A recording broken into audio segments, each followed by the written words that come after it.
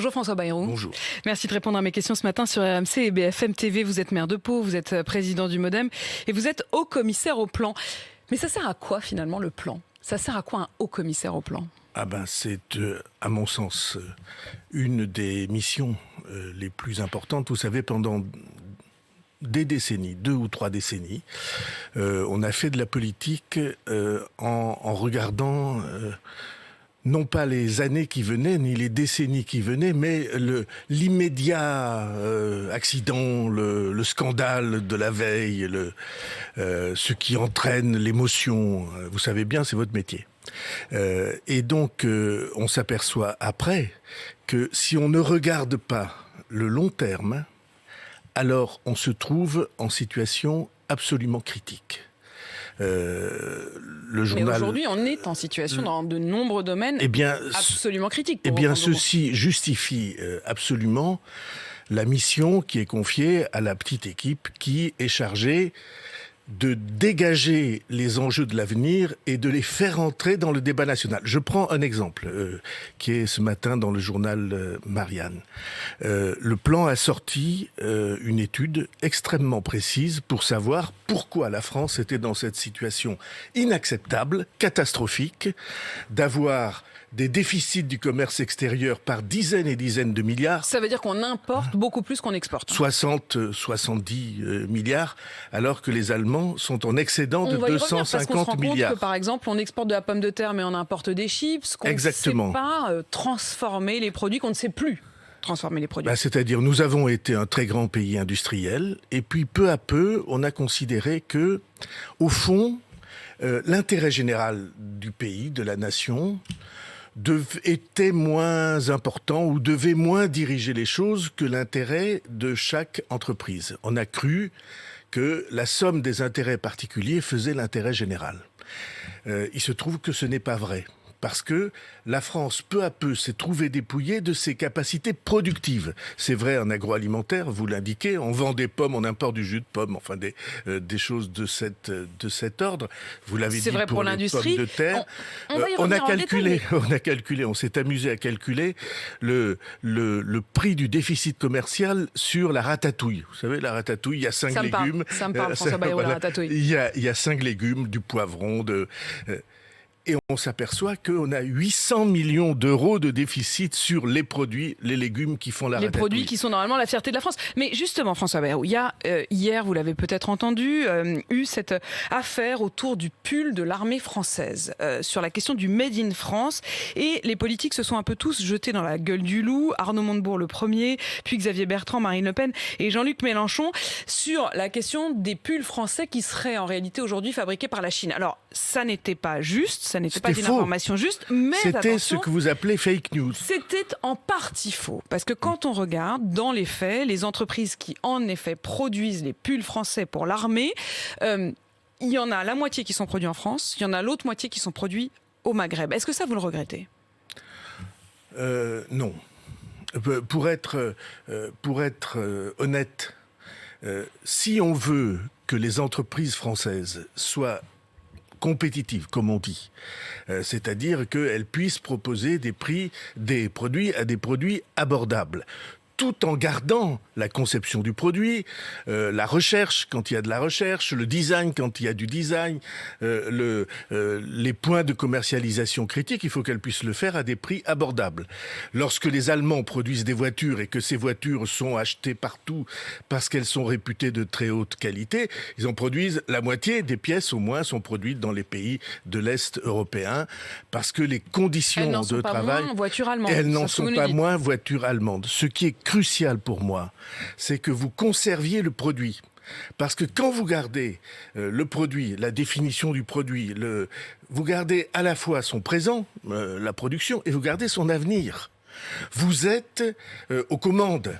Vous pouvez améliorer constamment. Mais dans le cas de ces pulls, pardon, j'en reviens à notre histoire de pulls de l'armée française. Et quand on en revient à ça, oui, en effet, ils se sont jetés dans la gueule du loup parce que c'était une fake news, comme vous dites, et que non, ce n'est pas une entreprise chinoise qui produit des pulls français. Mais est-ce qu'ils ont eu raison d'alerter? Est-ce qu'ils ont eu raison de dire c'est à nous de produire les pulls de l'armée française? Mais vous dites deux choses à la fois. Est-ce qu'ils ont eu raison de propager des fausses rumeurs et des informations mensongères? Non, et c'est un des maux dont nous souffrons. Et on ne peut pas accepter que dans un débat comme celui-là, les protagonistes, ceux qui sont au premier rang de l'action et du débat, puissent ainsi se faire propagateurs de fausses nouvelles. Parce que c'est ça la vérité. Ça n'était pas vrai. Je dis ça pour ceux qui nous écoutent. C'était faux. C'était un mensonge. Deuxièmement, est-ce que... Vous attendez plus de sérieux de la part des candidats à la présidentielle, quoi? Oui, j'attends qu'ils soient véridiques, qu'ils disent la vérité. Premier point. Mais deuxième point, est-ce qu'on a raison de braquer le projecteur, d'éclairer chacune des situations qui provoquent la crise dans laquelle nous sommes au détriment de la France? Je vais y venir dans une phrase. Est-ce qu'on a raison? Oui. On a raison. Pourquoi? Parce que on devrait avoir, on doit avoir comme loi, ou en tout cas je proposerais qu'on ait comme loi. On doit être présent sur tous les secteurs dont nous ne sommes pas exclus, par exemple par manque de matières premières. Il y a un très grand secteur énergétique, les hydrocarbures, le pétrole et le gaz, on n'en a pas chez nous, on n'en a plus chez nous. On en avait le gaz chez nous à Lac, en Béarn, mais aujourd'hui il n'y en a plus. Donc oui, dans tous les secteurs où nous avons la capacité scientifique, technologique, la capacité industrielle, on doit être présent. Et on doit se fixer comme objectif d'être présent. Et c'est la responsabilité de l'État de produire et d'acheter. De produire et d'acheter, naturellement. Non mais je dis et d'acheter parce que le code, pour le coup, des commandes publiques est très précis là-dessus. Vous le savez mieux que personne, puisque vous êtes aussi maire de Pau. À la faveur de cette histoire de pull, j'en reviens à ça, mais parce que c'est à la croisée de beaucoup de questions, on redécouvre, au fond, que le droit européen nous empêche d'acheter français. C'est-à-dire que si vous êtes une collectivité, vous n'avez pas le droit de privilégier une entreprise française plutôt qu'une autre entreprise. Non, je crois que nous avons toutes les possibilités en réfléchissant au marché, aux composantes du marché. Et pour moi, l'emploi est une composante du marché. Vous pouvez justifier en disant je préfère que ce soit local, je préfère qu'il n'y ait pas trop de coûts de transport. Vous faites en sorte que, en effet, on prenne en compte les nuisances qui viennent du transport, on prenne en compte les nuisances qui viennent de la carbonation. C'est un peu hypocrite. Pourquoi est-ce qu'on ne dit pas clairement favoriser une entreprise française, point barre? Parce qu'il y a des lois qui sont des lois pour une concurrence équitable. Juste elle l'est pas visiblement. Si, elle l'est. Et c'est pourquoi on doit aller dans ce sens-là. Mais allons un tout petit peu plus loin, puisque nous avons abordé le sujet. Qu'est-ce qui est en jeu dans cette affaire-là? Il n'y a pas seulement les emplois français. Il y a la totalité du modèle social français. Nous avons un modèle social qui est unique au monde. Nulle part dans le monde, vous ne trouverez éducation gratuite, santé gratuite, assurance chômage garantie, retraite garantie par répartition. Nous sommes la seule société au monde qui a choisi cette solidarité du tous pour un. Quel que soit l'accident que vous avez, même si vous êtes pauvre, si vous êtes atteint par une maladie gravissime où il faut des molécules rares et des traitements uniques, vous êtes en France garanti de l'avoir. Et personne ne le dit jamais. Personne n'en parle jamais. On ne vous laissera pas tomber en France, contrairement au modèle anglo-saxon. On ne vous demandera pas votre carte bleue quand vous entrez à l'hôpital. Vous êtes soigné parce que vous appartenez à cette communauté nationale. Et ce modèle social incroyable, unique, ce modèle social et éducatif unique, il est entièrement assis sur notre capacité à le financer. Et nous ne le financerons que si nous avons un appareil productif qui est à la hauteur. Et vous voyez comment ces deux enjeux-là, économiques et sociaux, ces deux enjeux-là sont des enjeux cruciaux pour l'avenir. Et donc notre ligne directrice, en tout cas c'est celle que nous proposons nous, c'est celle de la reconquête. Tous ces secteurs que nous avons laissés tomber, alors il est juste et naturel que nous ayons une stratégie pour les reconquérir. Alors, quelle stratégie, vous vous souvenez que comment j'avais fait une campagne présidentielle sur ce thème avec 2 verbes qui étaient produire et instruire. À l'époque, ça n'était peut-être pas encore être un nouveau mûr. candidat parce que j'ai l'impression que à ça l'époque, ça n'est pas encore mûr, mais peut-être la nécessité va-t-elle l'imposer aujourd'hui. On va y revenir sur cette question, y compris politique. Vous parliez à l'instant de cette enquête, en effet, faite par le Haut-Commissariat au Plan, qui est révélée par le journal Marianne, qui nous dit que si on prend 900 produits de consommation courante, eh bien on est aujourd'hui en déficit commercial, c'est-à-dire qu'on les importe alors qu'on pourrait parfaitement les produire et qu'on est très mauvais sur la transformation. Je prenais l'exemple de la pomme de terre. On produit des pommes de terre, mais on les exporte et on importe des chips. On produit du bois, on l'exporte, mais on importe des meubles. Catastrophiquement. On fait comment pour être bon aussi dans la transformation? Ça suffit pas de le montrer, comment on fait? Stratégie nationale. C'est pourquoi il faut quelque chose, on peut le nommer plan. Moi, j'aime cette histoire qui vient du général de Gaulle et de Jean Monnet après-guerre, c'est-à-dire la collectivité nationale, la communauté nationale qui dit nous allons ensemble réunir les conditions et faire naître la volonté publique et privée. Parce qu'on ne le fera pas si c'est seulement le public, parce qu'on n'aura pas les moyens. Il faut que toutes les... vous vous rendez compte de la situation? On a des entreprises françaises qui sont parmi les premières du monde. On fabrique des satellites, on fabrique des lanceurs, on fabrique des avions parmi les meilleurs de la planète. Je vais vous donner un exemple quand même, François Bayrou. On parlait tout à l'heure de l'automobile allemande. Quand on voit qu'au moment où on se parle, la moitié de notre secteur automobile en France est à l'arrêt. Pourquoi? Parce qu'on est dépendant de ces tout petits microprocesseurs, ces semi-conducteurs comme on dit, que l'on importe et qu'on n'a plus en ce moment. Alors évidemment, pour répondre à ça, la France s'est dit on va remettre au pot, on va remettre sur la table. Et Emmanuel Macron nous dit on va mettre 6 milliards sur 5 ans pour ces semi-conducteurs. Alors on est tous là, 6 milliards, 5 ans, c'est sublime. Sauf que dans le même temps, en fait, on a TSMC, qui est le champion mondial du semi-conducteur, qui, lui, met, accrochez-vous bien, 100 milliards sur 3 ans. On n'est pas dans le game. On n'est pas dans le jeu. Avec nos petits 6 milliards qui nous paraissent pourtant beaucoup. Il y a une maladie française. Et je ne voudrais pas que vous en soyez victime. Je veux vous préserver, vous protéger de cette maladie-là. Il y a une maladie française qui est que, en France, on adore voir ce qui ne va pas. Mais ça, on n'aurait pas pu l'anticiper. Mais si, on pouvait l'anticiper si... Si vous aviez été nommé au commissaire au plan il y a longtemps, si j'ai bien compris. Oui, peut-être même si j'avais été élu quand j'ai proposé cette stratégie-là. Je vous dis, il y a des moments où les choses ne sont pas mûres, il faut avoir l'humilité de le reconnaître. Et donc, on devait... On s'est trompé de ne pas le faire. On a été envahi par une idéologie souterraine qui était une idéologie qui faisait qu'on voyait d'un mauvais œil l'intervention de l'État. On s'est trompé sur toute la ligne, sur ces sujets, à mon avis, puisque on a abandonné une partie de nos secteurs de production. Mais arrêtons de penser que nous sommes incapables de relever les défis. Je crois que nous pouvons les relever tous. Quand on a une technologie et une science du niveau qui est celui de la technologie et de la science française, quand on sait fabriquer des satellites, des fusées, des avions... on doit donc avoir peur de personne. On doit n'avoir peur de personne. À condition que tout le monde commence à comprendre qu'on est embarqué sur le même bateau, que l'État a le devoir d'être visionnaire s'il peut, stratège s'il doit, et fédérateurs, rassemblés autour de la table, par exemple les très grands services de recherche, les très grands secteurs industriels, qui eux savent faire et qui peuvent aider à la naissance d'entreprises plus jeunes, des start-up comme vous dites, qui prendront le relais sur ces secteurs-là et les protéger et les aider.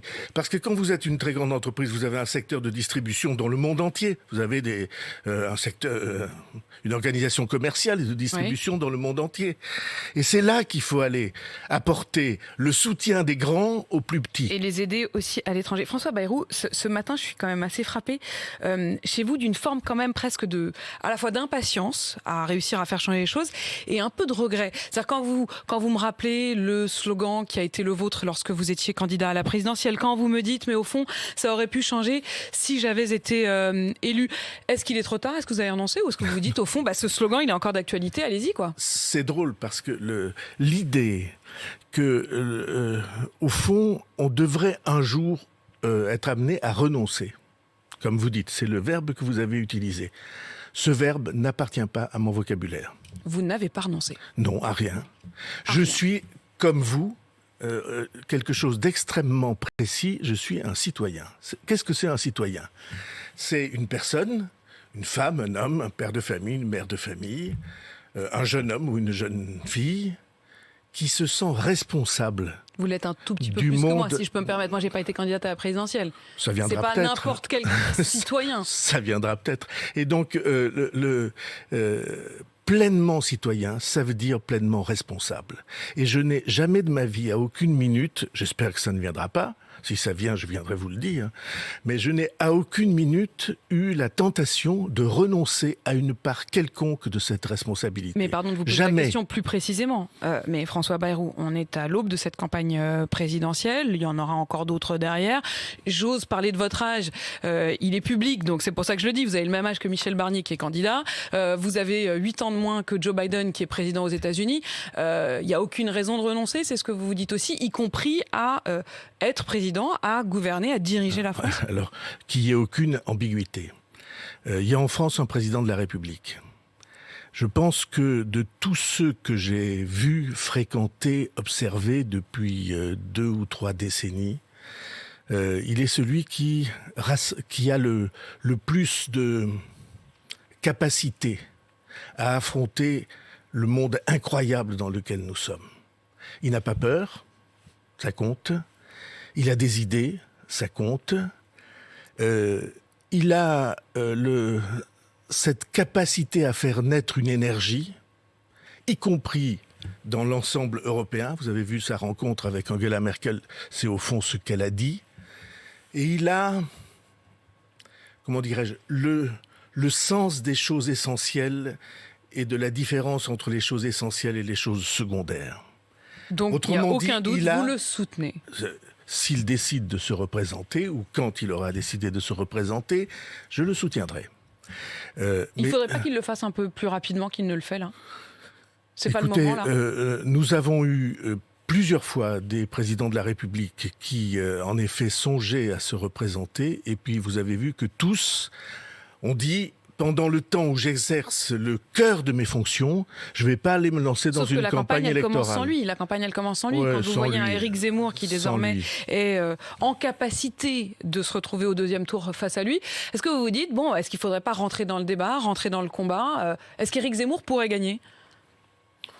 Une élection, tout le monde peut gagner, mais le sujet qui est posé par la candidature éventuelle d'Éric Zemmour et par ses déclarations plus tonitruantes les unes que les autres, c'est un sujet qui n'est pas seulement politique ou électoral, c'est un sujet pour l'identité de la France. On lit des choses absolument bouleversantes. Quand Éric Zemmour, on connaît tous Éric Zemmour depuis longtemps. Et moi, nous politiques, nous journalistes. Et moi, j'aurais jamais imaginé qu'il dérive vers des thèmes de cet ordre-là. Quand Éric Zemmour dit, parlant des petites filles juives assassinées par Mohamed Merah à Toulouse, qu'il a pris par les cheveux et qu'il a tué d'une balle dans la tête. Quand il insinue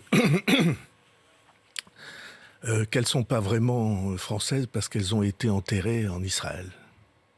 Et il les met dans la même phrase que Merah, qui lui a été enterré dans son pays d'origine au Maghreb.